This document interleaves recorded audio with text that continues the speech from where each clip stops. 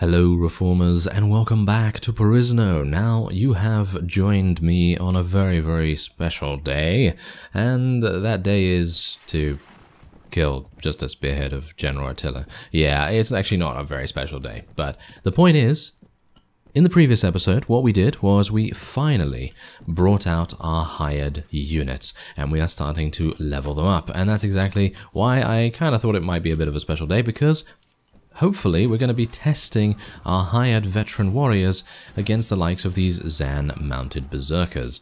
Now here's the thing, I am a bit skeptical about how good these hired veteran warriors actually are. Now I'm not entirely sure, should I have given them throwing weapons? Because at the moment it seems like the throwing weapons are not really working too well. I don't know. I mean, this is the thing. I just wanted to give them a little bit of extra utility. And giving them some utility is usually giving them a thrown weapon or something like that. You know, giving them something that can actually, you know, attack from distance. Because if you don't attack from distance, then, well, you're basically just sitting there not doing anything. So if they all use thrown weapons, this can all make things a little bit easier for us. But obviously then you have to take into account the fact that the thrown weapons can cause them to be kind of sitting ducks sort of situations. As you can see here, they don't, I don't know, it doesn't really seem to be going too well. I mean, look at this. I mean, usually we would be able to eliminate the Zan very easily, but it seems like with these hired veteran warriors joining us, it just seems to have made things much more difficult. And it's strange because a number of you have recommended the hired veteran warriors, hired foot knights, etc. And maybe I'm being a little bit too critical, because what I need to do is just level them up into foot knights, because, you know, they're probably the main thing that you mentioned. But I mean, it's going to take a long time for me to level these up anyway, so what I'm going to do is I'm going to put these down here, and I'm going to let them just get my trainer skill. That's basically what I'm going to do.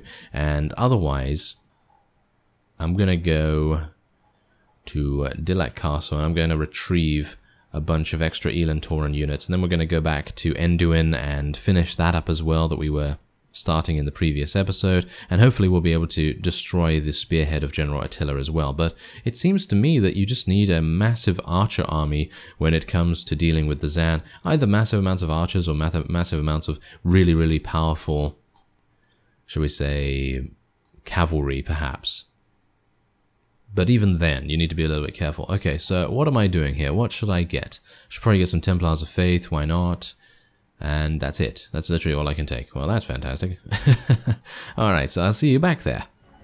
Alright, so this is hopefully going to go a little bit better than before. Now, obviously, the Zan are just going to charge us now, as we have changed a number of settings around. I don't know what happened in the previous episode, really, because we did have another one of those instances where the Zan just kind of stood there and didn't really do much.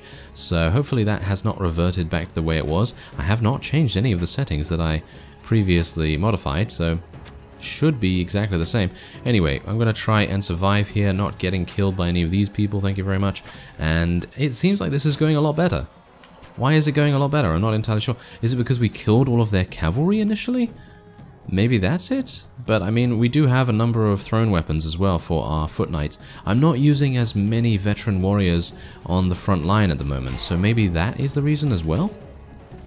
Maybe that is the reason. Yeah, maybe. Oh well, anyway, I'm using this new rapier as well. That was from a quest that we completed previously, and I'm pretty happy about it, actually, at the moment. The only problem with it is that it is a thrusting-only weapon. And it is a bit difficult to use.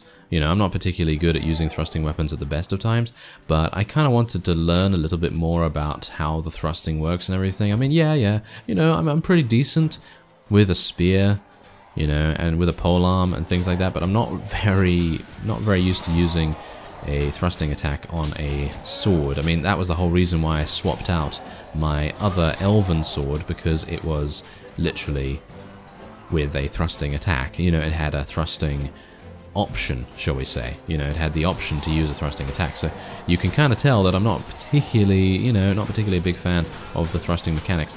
But because this is a crushing weapon as well. It can crush through blocks, or at least I hope it can crush through blocks. It doesn't seem to have crushed through any blocks so far, so I'm a little bit dubious about it. But as you can see, I'm just running them through right now. You know, I'm actually running through them and doing a lot of damage in the process. Okay, I'm going to tell my cavalry to charge in now, because we do have a number of Defenders of Faith, and it would be pretty good to take them out. I'm actually really surprised that we're doing so well now. I mean, I have not changed anything. Nothing has changed with the exception of my army composition. So obviously that seems to be the case. Seems to be the case that the hired veteran warriors are actually not that good in comparison to the hired foot knights.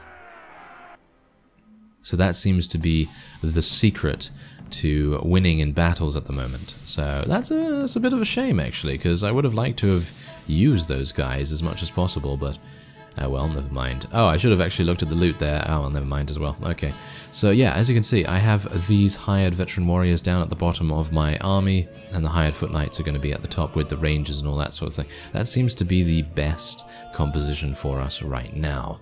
Now, what I'm going to do is I'm just going to make a brief stopover in Vinica, as I do want to sell my prisoners that I've just gotten. 19,000, that is insane. Alright, I'm going to buy some land here, because I actually don't own anything in this town. I'm going to buy 10. There we go, and now we have 56,000. We need to make sure that we don't get too rich, and that's the thing, that sounds a bit weird, doesn't it? I don't want to, you know, I do want to get rich, but I don't want to get too rich that we have so much money that it's just not doing anything. Do you know what I mean? So, in other words, I don't want to have 1 million orums in my inventory and for it to just be sitting there. I want it to actually be doing something. So, investing it in a business or buying some land or something like that is certainly what I'm going to try and do. Anyway, we're going to go in here once again with our siege tower. This might be easier just to starve them out, to be honest, but I'm just going to do this the old-fashioned way, because I'd like to shoot a couple of things. I'd like to get some little bit of experience for scout, and what I'm going to do is I'm actually just going to leave my soldiers the way they are. I'm actually not going to upgrade my army for a while now, because of the multiplicative effect that happens when you don't upgrade your units. We explored this a little bit in my native series that is currently ongoing, and we explored it there, and it made a huge difference. You know, it may have not been the greatest amount of XP that you would gain as an extra, but it did make a difference. So I'm going to try and keep that going, and maybe I'll do a little bit of damage here, and maybe, you know, maybe just maybe I'll get to use my rapier in the siege itself, instead of being killed almost immediately, which I very much hope I will not get killed. So let's see if I can... Come on, let's deal some damage. Yeah, there we go. That's what we like to see. Oh yeah, nice headshot too. Thank you very much. I'm actually wondering, do you think I can get to 400 archery proficiency? If I get to 400 archery proficiency, I'm going to be pretty happy, because that basically enables me to do anything I like. I think as soon as you get to about 300, 400, you start doing massive damage, so pretty happy with that. Anyway, I'm going to just modify my shooting arc a little bit. Seems like I need to lower it a little bit. There we go. Yeah, look at that. Do you remember all the way back at the beginning of this series when Scout couldn't kill anything? Yeah, I remember that. Oh yes, I'm traumatized. Traumatized by those times, yes. No, not really, but you know, I think that is really, really cool that we have come so far. And can I headshot that guy? Oh no, I can't headshot him, but at least I weakened him a little bit for someone to kill him. Alright, so that's nice. There we go. Everyone seems to be in good spirits, and we've already killed 47 of them. That's not very good, is it? That's not very good at all. I'm going to get my archery people and cavalry people. Yes, archery people. Really, really. They're archers. They're archers, you fool. Yes. Talking to myself, of course. Anyway, let's see if we can get them to be a little bit more effective. Yeah, okay, it's a little bit more effective, thank you. I actually really like the rapier and the way that it works, but it really depends on which enemy you're fighting, I think, because if you're fighting an enemy that is just really, really defensive and has a massive shield or something like that, then you're going to be in for a nightmare of a time. So hopefully I'm not going to have to deal with one of those when we get up here, but we are dealing a little bit more damage now that I've placed my archers in a better formation. So what I'm going to do now is I'll cut away, and I'll see you when the siege tower is a little bit closer to the walls. Well, here we are. The siege tower is now ready, and we are going to be sending in our first Templar of Faith here. That is not a good way to go. That guy is literally facing his back towards most of the archers. That's not really a good thing, is it? Not a very good plan. Okay, so thankfully I'm now in here, and maybe I'll be able to do something. Now here's the thing. Thrusting weapon is almost impossible to... Whoa, I got shot for an amazing amount of damage. I either got shot or I got hit or something along those lines. Yeah, so yeah, thrusting weapon, not particularly good in close quarter situations because you do need to have a little bit of space to do some damage. So I'm going to try and just use... Oh, okay, I pushed him off a little bit. That's not really good, is it? No, that is not particularly good at all. Okay, well I was hoping I could find some arrows. Maybe I can go up here and find some arrows or something. Can I find anything? Oh, there's some bodkin arrows. Yeah, there we go. 22 of them. Okay, so that's, I guess, okay.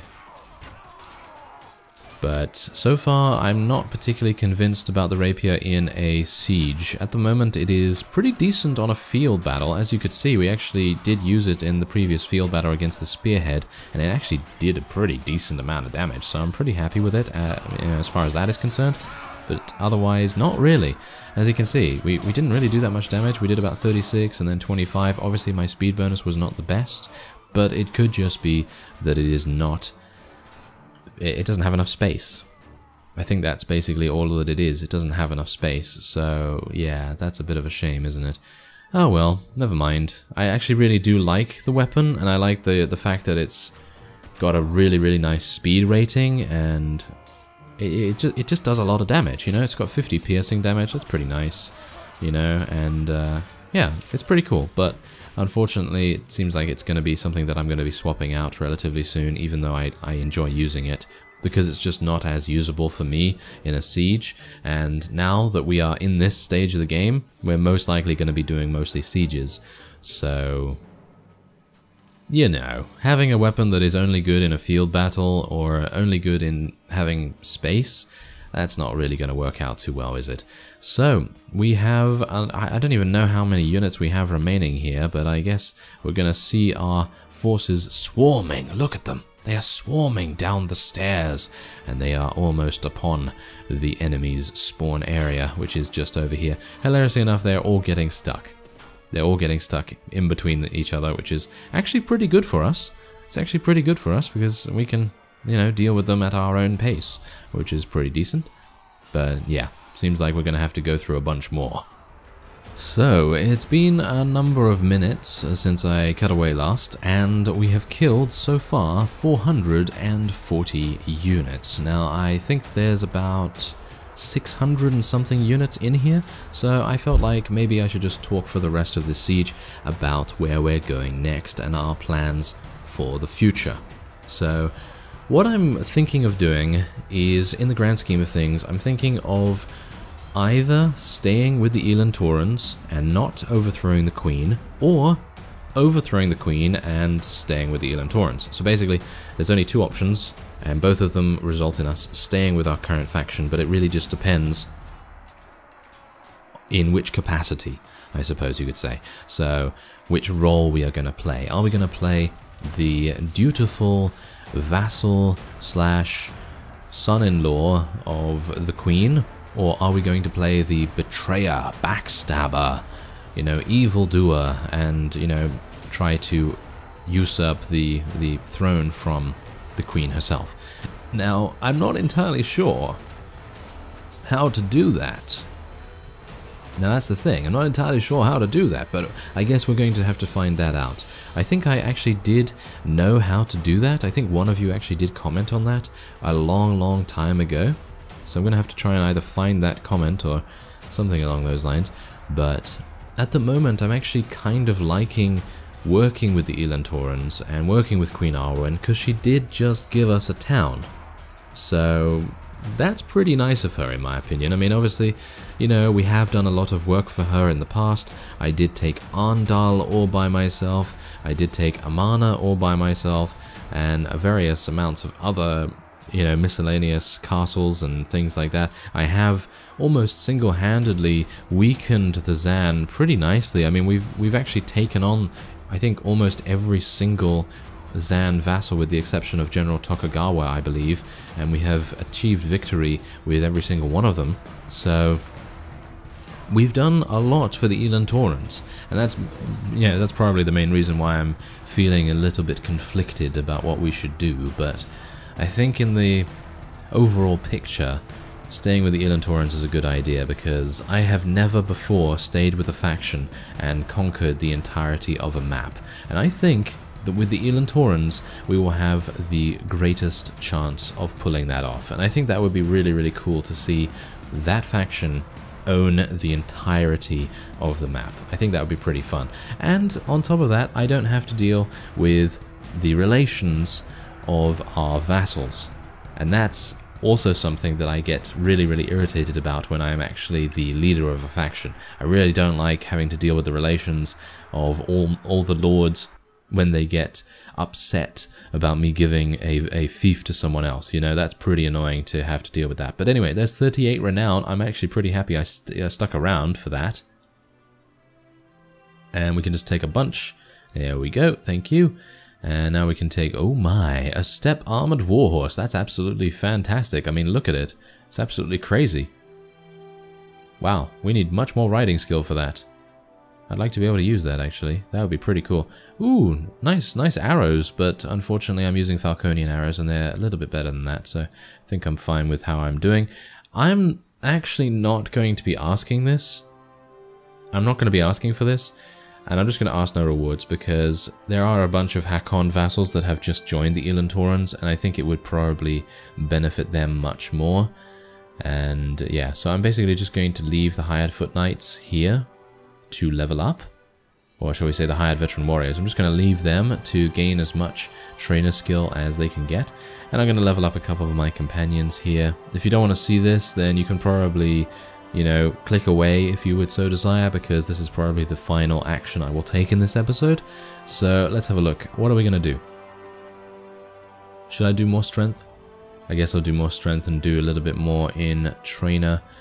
And should I do Weapon Master, actually? Should I do Weapon Master? I think I should probably do Weapon Master instead of Trainer, even though I'd love to be able to get him some more trainer skill. It's just not really going to work out too well, is it? I don't think so. Okay, so yeah, any more trainer? Yep, a little bit more trainer there. Let's just continue getting strength for him. He's going to need more Weapon Master too, so let's do that as well. There we go. Nice, nice. Okay, everyone is actually becoming extremely powerful. Look at Faziel. Faziel's leveled up like nothing else. Look at him. He's crazy now. He's absolutely crazy. Okay, so trainer skill, he has 8 in already. Let's get him some more power draw. And he has 6 in Weapon Master already. I might as well give him another point in that. Can't hurt, can it? And there we go.